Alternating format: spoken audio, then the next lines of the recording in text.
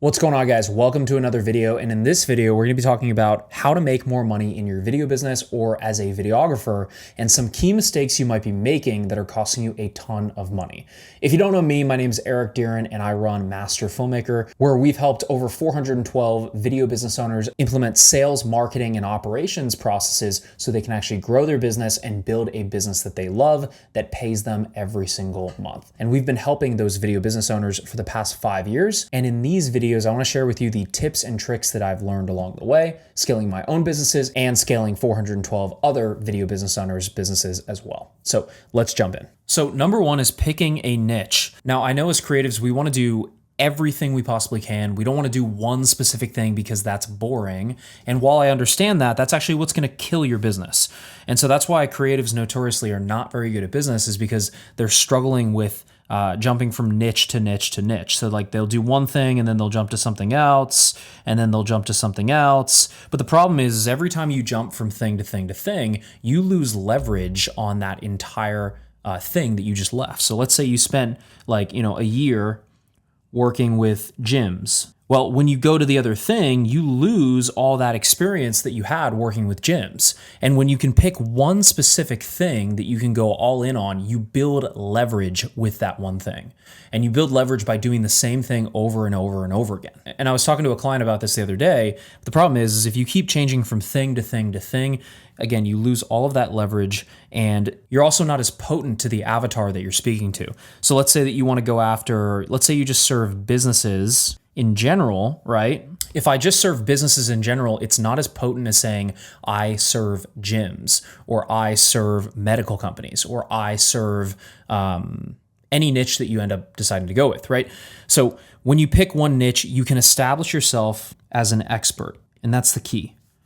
And so the whole point of niching down, the whole point of that is so you can eliminate additional competition in the marketplace. And so if you can focus on one thing, you can be the best video business owner that only works with medical companies, right? Now think about if I'm going to a medical company and I'm pitching them and I'm saying, hey, we only work with medical companies to create video content that helps them bring in more patients and more clients and more customers. Now think about if they're deciding to work with someone who only works with medical companies versus somebody who just works with businesses in general. Which person do you think they're going to decide to go with? Obviously the person who only works with medical companies. Now the second thing you need to be focusing on is getting 1 to 2 case studies. So let's say that you're going to go after medical companies, right? So now that you've decided you want to go after medical companies, the second thing you need to do is get 1 to 2 case studies. Now you might be wondering, well, why? Right? If I'm a medical company and I'm looking to see what type of work you've done in the past, I'm going to look for other medical companies, right? That's one of the reasons that having a niche is one of the most powerful things that you can do. And so we want to get 1 to 2 case studies with people who are in that space. And the way that we do that is we just go out and we offer like one small thing for free to them, right? So if you've never worked in this industry, then you're going to need to get these case studies. If you have worked in this industry, then you can probably get by with going to past clients and setting up case studies and going through a case study script, which we give our full clients, and going through that and actually recording a case study, whether it's on something like Riverside, if you're not in person, or just going in person and getting that case study. Now, that's super important because we want to get like 1 to 2 of these. And then that way we have those at our disposal. So then when we go to new clients, we can charge full price and not have to worry about them. And they understand and realize, and they have full confidence that we know what we're doing. So if you don't have any of these, you're going to want to offer something for free. Now, a lot of people are like, oh, I don't want to offer anything for free. Well, look, if you've never worked in this industry, you're going to need to offer something for free. And so you're going to want to do something for free. We could do something like, either a free brand film, something very small, something super easy. You do a brand film, or we could do some sort of social content, or that you could give them like 1 free month of your services. Now, after we go to these clients, we're going to get those case studies, we're going to film those case studies, and then we're going to edit those case studies. Now, the next thing we're going to want to do is we're going to want to build a retainer-based offer. So now that we've gotten some case studies with some people in our space, we've picked a niche, now we want to build a retainer-based offer. And so with this, we want to have something where the client is paying us every single month for a number of videos. Now, this is where we're gonna get into actually building the packages. And so there's two different types of deliverables. So there's one time and then there's sticky. Now, an example of a one-time deliverable will be something like a brand film, right? So they're only gonna need probably one brand film from you. But an example of a sticky deliverable will be something like a social content, right? Because they need more social content every single month. And so those are the two different types of deliverables. And so we want to come up with a retainer-based package. Let's just say that it's $5K a month for the sake of this, right? $5,000 a month. It's $5K a month. Maybe they get 15 social media reels. They get one brand film. I'm just making this up as I go, guys. And then maybe they get 20 photos. And then these ones are every month. And then this one is gonna be your one time. All right, so let's just say this is a 5K a month. And then what I typically do is I split it up into 3, 6, and 12, right? So 3 month, 6 month, 12 month. Now this isn't the price you're actually gonna show to the client. What I would do is I do a 3 month here, 6 month, 12 month. Now let's say our 3 month is 15K, and then our 12 month, let me do some math here. So 5 times 6 would be really 30K, but what I like to do to incentivize them to go with a longer package, what I typically do is knock some money off. So 15K, obviously 15K times 2 would be 6 months, so that'd be 30K. So what I do is maybe something like 24K. So it's a little bit less expensive for them to do a 6-month package with us, right? So then that gets them to incentivize to commit to a longer term. And then the 12 month would be 24 times 2, be 48. So let's say we call it 42K for the 12 month, right? And so this is how I incentivize it. And then when I go to pitch, I just say, hey, we have a 12 month, a 6 month, a 3 month. Most of our clients do the 6 month, but which one would you say you're leaning towards? So then I try to incentivize them to go with the 6 month, since that's the middle package, and then I try to get them go that way, right? So that's the third thing we want to do, is we want to have a retainer-based offer that we can now sell to our clients. Now that we have our retainer-based offer, we have case studies, and we have a niche, now we need to start getting leads. Now there's two main ways to get leads. There's outbound and there's inbound. Outbound means that you're reaching out to people. This is going to be cold calls, cold emailing, cold DMs, reaching out to people that you know. Outbound is really good if you do not have a lot of money, but you have a lot of time. That's supposed to be a clock there. Sorry. Inbound is really good if you have some money and you don't have a lot of time, right? So outbound's gonna be good if you don't have a lot of money and you have a lot of time. Inbound's gonna be good if you have a lot of money or you have some money, but you don't have a lot of time, because inbound you typically have to pay for, outbound you don't have to pay for. And so if you're gonna do outbound, you're gonna wanna reach out to at least 50 to 100 people per day for this to be actually effective, right? And so we'd wanna reach out to 50 to 100 people per day. And then from there, we can use things like our old contact list, right? We can use Instagram, we can use Facebook, we can use LinkedIn. LinkedIn, we like to use something called Willaxy, if I spelled that correctly, and that automates the DMs. So that automates the DMs. It DMs a bunch of people in the niche, and it automates that, and it makes it super easy to reach out to a bunch of people. But you're gonna wanna reach out to at least 50 to 100 people per day, and you can use some sort of frame like, hey, name, we're actually looking to work with a couple more medical companies in the area, helping them create content to achieve XYZ, whatever the outcome is that you actually help them achieve.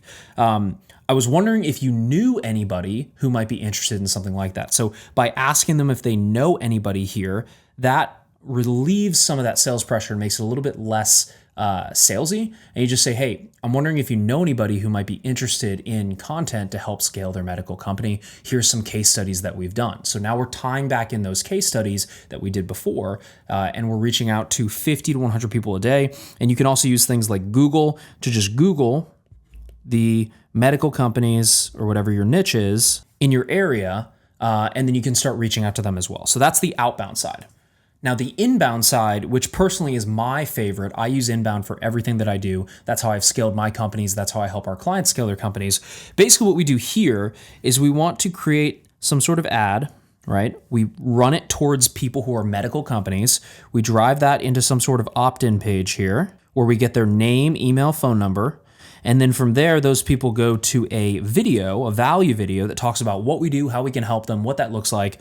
And then below that is a calendar for them to schedule a time to learn more or schedule a demo around how we can help them with our video services. And then from there, those people then get on a call, and then a percentage of those people turn into clients. And so I don't have to do any reach outs because I'm paying for the reach of this advertisement, of this social ad that's reaching those people and then driving them into our system and then driving them into watch a value video and then booking calls with us. So that's how we book calls. And if you want to learn a little bit more about what that actually looks like, there's a video below this video that goes to a training that I have that I cover in depth how this actually works and how the inbound system actually works to get you more clients in your video business. Now, step number 5 here is to close those deals over the phone or over Zoom. We prefer Zoom because you can see them face to face. It builds more trust and it makes it a lot easier. And so there's a couple main steps as a part of the actual sales call. So there's the intro/rapport. Then we check for any partners. Are there any other partners that need to be on this call? And then we go through discovery. And that's where we're learning more about what they need, how we can actually help, what that looks like, their situation, where they're at, the consequence of if they don't do anything about that problem, what that whole process looks like. And then we're going into diagnosis. And this is where we're actually going to diagnose the problem, understand what we can do and show them what we can actually do to help them solve the problem. And then from there, this is the pitch, where we're pitching what we do and pitching those retainers. And then there's the collections phase after that. And then we have the objections phase.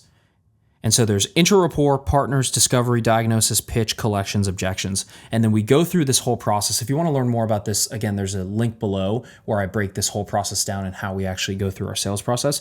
But that is the process we go through on the phone to then get those people from an actual call here to a closed deal and an actual client right here. Now, the 6th step is now that you have them as a client, we need to optimize the client journey. And so there's a couple different things within the client journey, and there's things called activation points. And this is essentially steps along the journey that the client takes with you where they can activate, where they get some sort of result. So maybe the first thing is they get their videos, then they get some sort of result, and then maybe they refer you to another client. Right?